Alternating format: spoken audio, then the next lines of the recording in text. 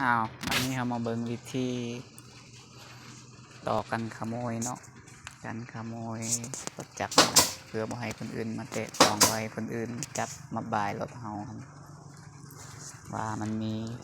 ข้อดีอหย่างแดนะมาเบิ่งนำกันเลยเนาะตัวนี้เนาะมันจะเป็นรีโมทเวลาต่อใส่แล้วมันจอดรถปุ๊บแล้วเราจะมาล็อกไปบ่ให้คนอื่นมาจับนะเราจะเน้นปุ่มนี้มันจะดังบาทเดียวก็จะมีไฟเตือนสัญญาณทั้งสองเบื้องเนาะปะไว้วันนี้เอามาจับเวลานี้มีคนอื่นมาจับรถเฮามันก็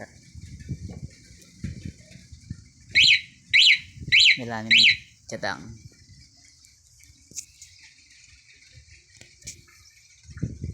มีคนจับมันก็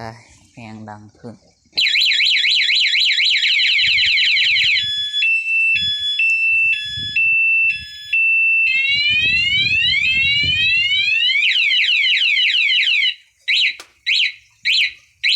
ยิ่งจับมันก็ยิ่งดังตอนนี้โจรเขาอาจจะบ่จับบ่กล้าจับเนาะถ้าว่า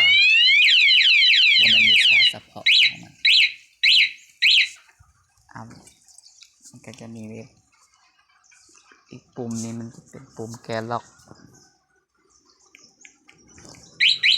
นะตอนนี้เราสามารถจับได้บ่ดังอย่างเลยเนาะมันจะมีอัน